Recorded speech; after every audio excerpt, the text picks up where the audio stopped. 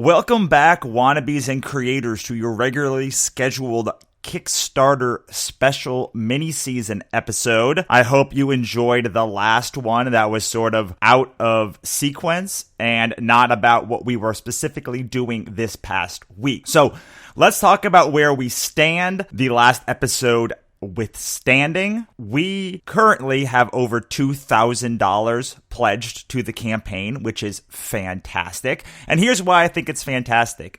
When Katrina was 32 days away from the end of their campaign, she had 0 backers and $0 raised. That's right, Katrina only had a 31-day campaign. So even though we had a campaign that raised $2,000 in the first week, which is less than Katrina, technically at this moment right now, and even through tomorrow, it has more backers and more money raised than Katrina, which I think is fantastic because Katrina was our best launch ever. And if we can somehow manage to just keep on that pace, I don't know how we're going to do it. I don't know what we're going to do. But if we can just stay on that pace, we can beat Katrina's record. And I know that is incredibly optimistic of me, but dang it, I want to be optimistic. I want to think that this is going to blow Katrina out of the water, even though, the chances of us actually getting to 1,000,000% funded are slim. I will say for sure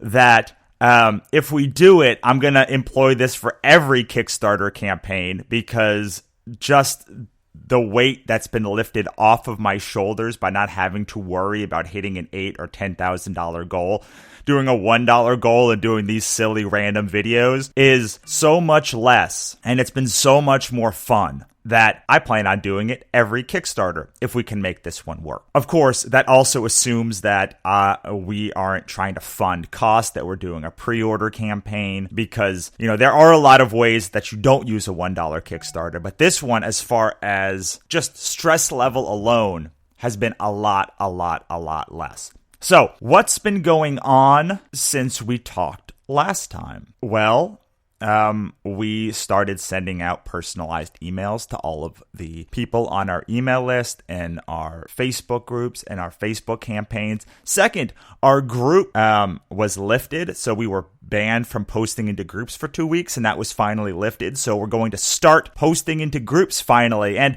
the fact that pretty much without any group notifications, without much Facebook ad spend, we were able to get to 2,000 in the first week, and we didn't employ any other outside marketing companies this time. So our actual spend is vastly less, and the amount of time we're spending on these campaigns is vastly less. And that is fantastic for me because one of the things we're trying to do, obviously, is expand our company this year, find out what marketing funnels work, find out how to use those funnels, and find out how to raise money without bugging our audience, without it coming across as begging, and being able to do more launches a year. We can't just keep doing one launch a year. That's not how you have a business. We have to grow to 4, 6, 12, or even more launches a year in order for us to, successfully grow this business and make it a primary focus for what we're doing. We're already doing that by going to, I believe we are scheduled for somewhere between 10 and 15 events already this year, and that is before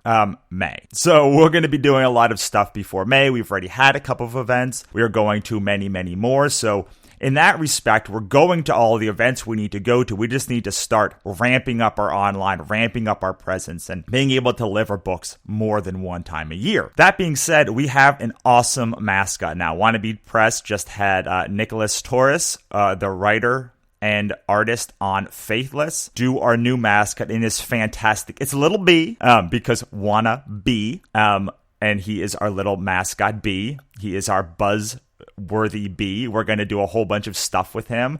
Think of, how MailChimp uses their chimp to do different costumes and do their marketing. And we want to be the best branded and targeted small press company in America. We want people to just see our little bee and know exactly what kind of books that they can get. And obviously that all comes from my other businesses and talking about branding with other people is we're trying to bring all of this other stuff from the business part of it into the art and do branding right and do tabling right. And people just see one image and they immediately think wannabe press, good books, subversive, anti-authority, anti-religion, books that are super sarcastic and snarky and fun. And if we can do that, then we're in a very, very good position. So we've done all of that in the past week. I've already ordered buttons and what else have I ordered? I've ordered a big stand, and we even put our a pattern on spoon flour and ordered some things for that. So we are building our brand out sort of simultaneously while this Kickstarter is going on. And that's what Kickstarter can do. I mean, I'm going to go back to yesterday. I know I said I was not going to talk about it, but in our last one, we talked about inner demons and outer critics, and a very good friend of mine who has since told me that I'm using crowdfunding all wrong by begging and yada, yada, yada. Some other stuff. Go back and listen to the last episode. I don't want to get into it because I'm moving on. But I will tell you this is the way that we built this business is through Kickstarter, and by using Kickstarter to validate ideas, build an audience, build a brand, and continue growing for the future. Every time we do a launch, we're moving vastly ahead in our business. So the first time we were kind of getting our feet wet, we founded the company, and, I still had a job at that point. The second campaign that we ran, we had moved from, hobbyist to business. And now we're moving from business to expanded business into multiple avenues, branding, and all of the things that are going to drive us for the future. And we've signed multiple other artists and writers and multiple other books. So we're going to see an expansion that's beyond Russell Nolte and into Wannabe Press. I'm actually looking into ways that I can step back my own personal brand and increase the brand for Wannabe Press so that we can have all of this awesome content and we can be focusing on the artists and not just me. Because pretty soon, my goal is to release a book a month. I don't know if we're going to be able to get there, but let's say 6 books a month. 6 books a month. 6 books a year. So once every 2 months. So it'll be a cycle of pre-launch, launch, pre-launch, launch, pre-launch, launch, pre-launch, launch throughout the year. And if we can do that, if we can get up to the point of 6 or 8 books, I'm only going to be 1, maybe none of those books. Though let's be fair, it's going to be at least 1. And that means that I can't be just the face. It can't be about me. It has to be about Wannabe Press and the brand. And this idea that what I believe in and what I want is carried out through Wannabe Press, that you're going to get that great content, that great everything that you get from Wannabe Press now, but without it being me. And we do this on the website. Our website has, we've pared down a lot. We've got 11 books now that we're doing consistent updates for, and only 2 of those are mine. So 20% of the books on Wannabe Press are me, but they all imbibe the spirit and what I want to say into the world. And hopefully when you come for one book, you can get pleasure in all of the other books on our site, because that's what we're going for. So part of this now is me stepping back and letting Wannabe Press shine, even though I and Wannabe Press are intrinsically linked as one thing. And that's pretty much it of where we stand now.